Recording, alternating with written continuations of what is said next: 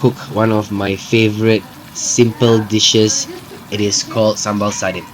With every Malay dish, it's very important is that you need to use onions. Okay, you need like about three full onions for this. You need to slice it up really finely, just like that. Look at that knife work. Nice thin slices of onions, so that it goes into the dish much easier. The next thing you also need is some potatoes. Make sure when you skin the potatoes, don't skin it with a knife. This is what I tried to do early on, and it almost cut me. So I changed my ways. I said astaghfirullah, and I went straight for the scraper, the good old scraper. Okay, use this good old scraper, scrape that skin off. After you scrape the skin off, dice it up into little dices like this. You can also stack it up. Okay, I just did one there to just show you, but you can stack up a few pieces of it together and just give it a nice chop into small little cubes. Anything you need is also some what do we call this, asam. Asam is also very important in this dish. Using this in a little bit scoop, you can go the traditional way. I decide to use the concentrate. It's much easier, it gives out the same flavor, and I think it's pretty good. So you just need these three ingredients for the start, and I'm going to run through the rest. The next thing is I always use for all my dishes is I use tallow. Okay, this is our own homemade tallow. You can get it from HFT, text us, DM us, and you can get a bottle of handmade, homemade tallow. Another thing you need is some ginger and garlic. Scoop it in there, and then just let it saute a little bit. And if you think there's not enough oil, you can always add in a little bit of like olive oil or anything. Like if you don't have any tallow, it's always good. But try to remove seed oils. Don't use too much seed oils. Seed oils are not really, it's not good for you at all. Okay. So and then you don't want to put, and then the next thing you put in the onions. You don't want to put it too much of it. You just need to put like 2/3 of it. And the most important part about this very step is you need to make sure your onions gets brown a little bit. You want to get a little brown, get it a little bit saute. It comes out a little bit of the smell from the ginger and the garlic. And once you get the ginger and garlic and the onions like start smelling, you can see it change color. It is very important for you to see it changes color. Don't take too fast to put in your other dishes, because then you won't have the right consistency. The next you want to put in is some chili paste.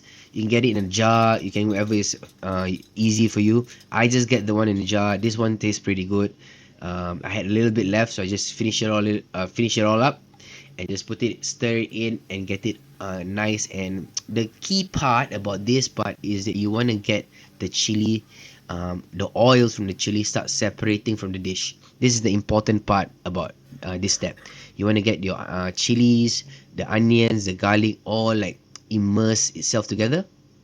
Then after you see that your chili has gotten a little bit like crispier, or like the chili starts separating, you can put in the potatoes. So put in potatoes, and then just mix it in to get the potato nice and soft by the time you get this dish ready. Okay, this is basically what step. This is how it should look like at this very step.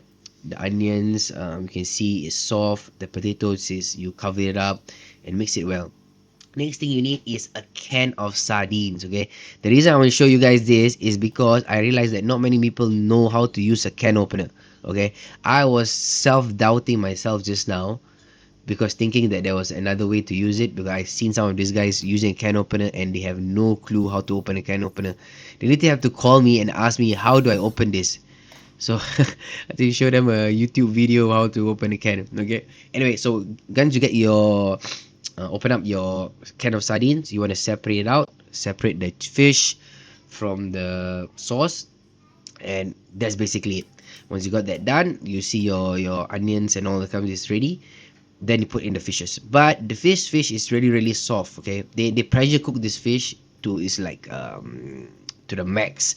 And the bones are also, you can also eat the bones. This is one of my favorite part of eating this summer sardine. You can literally eat everything from it. Okay, but it's really soft, so you don't want it to over stir it. When you stir it, take it nice and gentle. Just make sure you cover and mix up all the sauces together, so that the fish absorbs some of the sambal, some of the flavor from the chili, from the onions, the garlic, and all that stuff.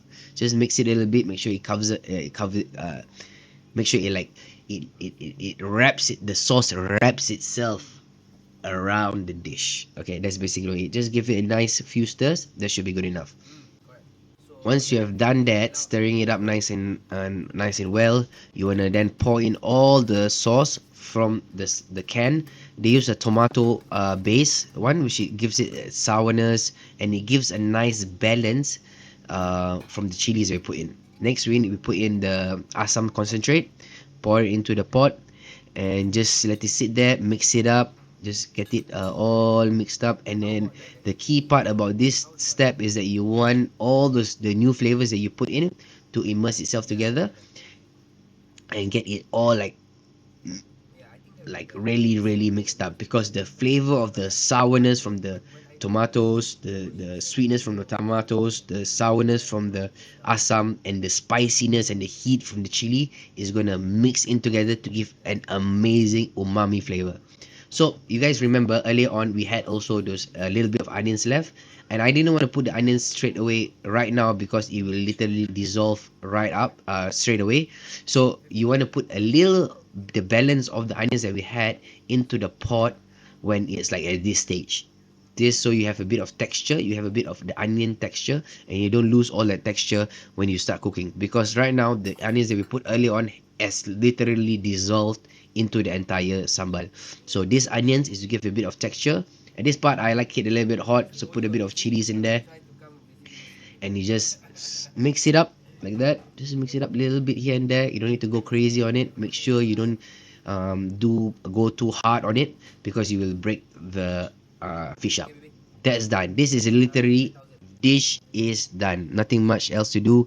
This is how it looks like. Beautiful, savory. You can put in your salt, your sugar, and of course don't forget put some ajinomoto. And I had to give a taste test, and I really liked it. Okay, next one is not complete to have a dish like this without the classic telur dadah.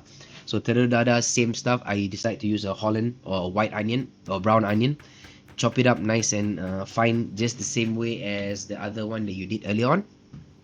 And what you get, and you just need not too much onions. I I use like one whole small onion. And then to make telur dadah, you need to have like just a few eggs, 3 eggs, some salt, some pepper, and put some ajinomoto in there as well. Mix it up, and just make sure you get all of the salt, the pepper, and ajinomoto mixed in it together. Put the onions back in there and stir it up. This will is like a little nice side dish to have with your sambal sardine. And not forgetting, make sure, okay, this part is really important, guys. Like I mix the olive oil together with some tallow to make sure that it needs to be a little bit oily. This is to make sure that the eggs like cooks really quickly, and it gives it a different texture, if you can see. So once your pan is hot, all the melt up, you put in the eggs. And this is the part which is very important to get it cook faster. Start like stirring it up stirring it up to make sure like as much part is covered. And then when you notice that the thing is really like cooked from below, it's nice and safe, that's where you can do this master class of flipping your eggs. So that how I flip it. It wasn't too easy, guys. It looks pretty easy on video, but it was not easy. So this is how your telur dadah should look like. Okay, you can cut it up. I like to cut it up pizza style, so everyone gets a nice slice. Cut it into 8. There you go, it's done. This is how you make telur dadah. And how you eat this is, of course, you need some rice. There you go, is our sambal sardine with Shaira. Also cook the soup. I didn't cook that, and it goes really well. So get some rice, get your sambal sardine, get your eggs, put it in there. Have some soup. You can also have sweet soy sauce. It really goes really good as well.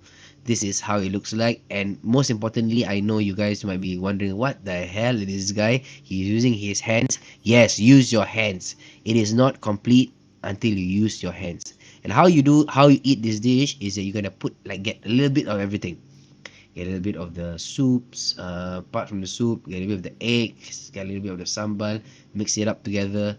That's how you eat a proper Malay dish. You got to use your hands, because in the hands there is some residue from you touching the walls, touching the table. All of that gives flavor. Okay, it's very important to have that flavor in your food. Okay, that's basically it. This how you enjoy cook a batch of sambal sardine along with some telur dada and the soup. I'll show you guys how to do soup another day. Shahira did that one, and piece it up together with some rice. Done. This is how you have sambal sardine. Thank you guys. Bye bye.